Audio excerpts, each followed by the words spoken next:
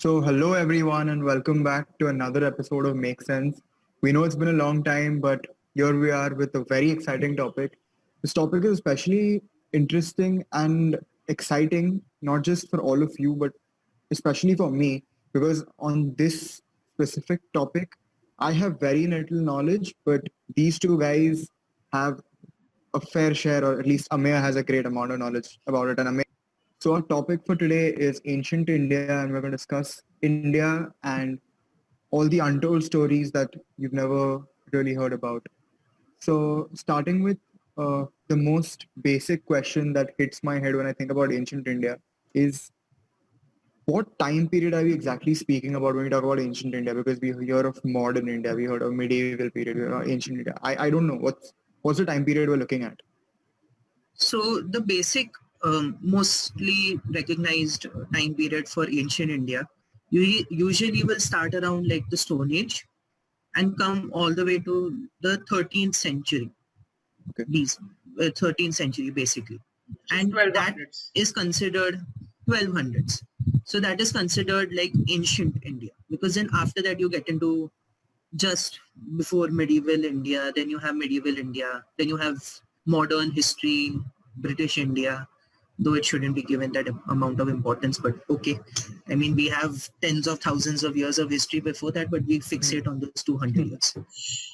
But ancient India will start around the Stone Age, so that's like 50,000, not exactly, but around 10,000-ish years ago, and will continue on to around the 1200s. So that's pretty much what ancient India is. And that's like the time period we'll be looking at. Okay.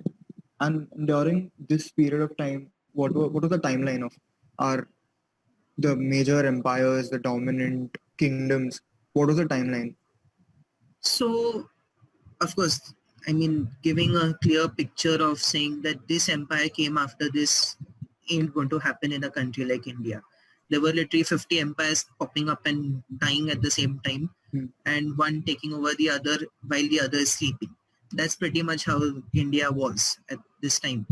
And so, but usually the big empires, if we look at it, so let's say we start off around the Stone Age, so that you have your early man, then you come into the Harappan civilization, then after that you have the great, then you have the settling of the Gangetic Plain after the Harappan civilization fades away. You have the Janapadas, or the people states, that start coming up. These are like the first ever city states that are there in India, right? Then you have some of these city states really gaining a lot of power, a lot of influence through trade, maybe through military conquest, So like and they city-states become of the what was 16th there in Greece, right? In Rome and Greece, in where it Greek. was like Athens Correct. was a completely different city, Rome was a different city-state. That way. Yes. And some of these grew in size, and they had almost like one or two capitals at the same time. Hmm. Right? For example, there was this ancient Mahajanapada, which is basically like the great city-states. So like you will have a smaller Greek city-state, then you'll have something like Athens. You'll have a small Roman state, then you have Rome. Right? So that was the pretty much the difference. For example, there was a small little fledgling city-state, then you have something like Kuru or Kosala. Right? These were like the big, most powerful states which had the most influence. Hmm. And these are like the 16 great states which were there in India at that time. Then one state, like how Rome decided, कि I'm going to take the onus on myself and create an empire. There's one state here in India that decided, you know what, I'm going to make an empire. And that was Magad. And one of the first major dynasties that came out of Magad was the Shishunaga dynasty. We know it through Bimbisara or Ajatashatru. These were some of the great kings of that dynasty. Okay, Ameya, before And that, where exactly yeah, is Magad? Because Magad so as a Magad, city, people might not know where it is in modern India. Hmm. yes, thank you for pointing that out. So Magad is pretty much where Chhattisgarh, Bihar, around there is where Magad Hmm. was. The thing is, Magad didn't, none of these city-states had defined borders. They were very fluid. So by saying ki it was, where Bihar is and, in that same geographic thing, it's not possible. Because at that time, remember that this was thousands of years ago. At that time, it was hills, rivers, plains that were pretty much considered borders. If the river changed course, the border changed. I think If the even mountain, today borders are demarcated most of the time using natural it is, uh, but we have more topography. capabilities this time to slice through Hmm. nature. Hmm. At that time, well, nature was the deciding factor. Hmm. Like Magad was surrounded by two rivers that protected it. Hmm. So whenever the rivers changed course, Magad's borders changed course. Okay. So Magad was around Bihar, Chhattisgarh, some parts of Uttar Pradesh. This was where Magad was. And these people basically had access to what we call the Chota Nagpur Plateau. Hmm. And what comes out of the Chota Nagpur Plateau? Iron.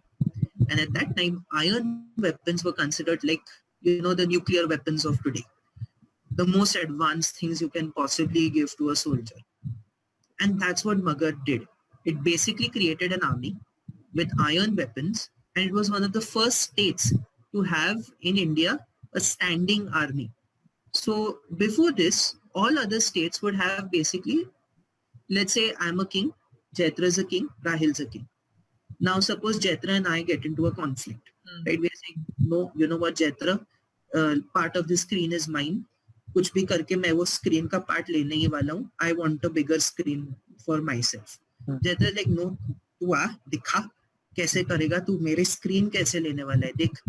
So then I would then send out my messengers to my villages, to my cities, and forcefully get peasants to take up swords and shields and go fight with Jethro, who would have done the same thing for his armies. These were basically farmers fighting wars.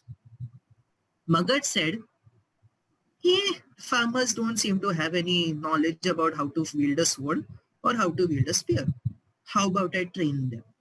And how about I make them into a proper army that I will never have to, go and call. They will always be ready at my borders. The minute, let's say, I will decide, Acha, you know what? नहीं यार, ये farmer warmer का कुछ चल नहीं रहा है. Jethro is winning. मुझे ना आर्मी तैयार करनी चाहिए. So the minute Jethro says, देख screen देता हूँ क्या? I will be able to send my army immediately. Okay, Jethro one will still be question. calling के peasants come, peasants come. Was Yes. the Magad Empire the first empire on earth to have a standing army, or was it the first in the Indian No, subcontinent? it was the first in the Indian subcontinent. So who was Now- the first around, like, globally? It's not certain. See, a lot of things, for example, you have the Vikings or you have other such tribes who did have standing armies kind of, or warriors that were a different class altogether. The whole concept of a standing army was kind of evolved over time. So like, like Greece had standing armies before India. One of the best examples would be Sparta. Right? So Magad was the first who, it was almost like it was the first in India to do so. It wasn't the first all over the world. But it definitely became one of the most powerful in the world when it got its standing army. And at one point in time, it was by far considered one of the most powerful empires in the world, pretty much comparable to that of Rome and that of the Chinese empires. Okay. That is how powerful these people had turned themselves into. That's pretty. And it's pretty cool. It's pretty cool. Because even in the 1900s, like in the 20th century, when there were wars happening, the armies of most countries, including India, used to still resort to calling out to the population and saying कि citizens saying कि भाई आओ तुम army join करो या फिर लो बंदूक पकड़ो और कुछ भी करो. मतलब obviously, but that preparation was not even there in the 20th century that we are observing. I don't know when. So it was actually, I've been doing ancient India as a subject in college, and the thing is, reading it has made me get my respect for ancient Indian culture and nations has just gone up through the roof. And considering I'm in an apartment building, that's quite a long roof that is there. But the thing is that, see, a lot of what we see today in our world, in our this, be it coming up with a army or being certain cultural things or certain strategic locations, etc. They were already thought of in ancient times. Hmm. We're just basically taking them, tweaking it through our modern this, and that's what we're implementing today. That's pretty impressive. Like Magadh used its rivers for its defense. No army is going to cross a river with elephants and horses and everything. And Was after that crossing a also one river, reason that the Indus was right between Alexander's army and India, so it would be even tougher to enter? It was Jhelum. it Bias. was not. Alexander came to Bias, Bias. and Jhelum was the one that divided. Porus ruled from Jhelum to Bias. Yes, exactly. But Alexander's army both knew, of them are tributaries of Indus, right? right. Yeah. But the thing is, armies can cross rivers. It's not that they can't. But putting up a defense on the opposite side of the river when your when your opponent's army is trying to cross, makes your life so much easier. Because that Imagine crossing part horse- is where you're vulnerable to attack. It's not only vulnerable. For example, if I'm using cavalry, Hmm. my horses can't run at the same speed through water. And if the water is deep, my horses can't even go through it. Automatically, I'm going to have to build boats, then row those boats painstakingly across the river. That too, While on not the other against hand, the flow of the river, that too. exactly. Cutting And through. on the other hand, my army can either sit and drink tea and fatten itself up on the other side, or prepare a defense, or just shoot fire flaming arrows into these boats and watch these people burn in the river. It's as simple as that. Not only I know that the was pretty rivers in macabre, but northern what India to do? are quite rapid. They're not quite Hmm. calm. They're quite aggressive that way. Exactly. So it's pretty interesting to see that in ancient India, we really came up with a lot of strategies, a lot of ideas that we are using today. And it's not just the zero that we used. There's a lot of other stuff.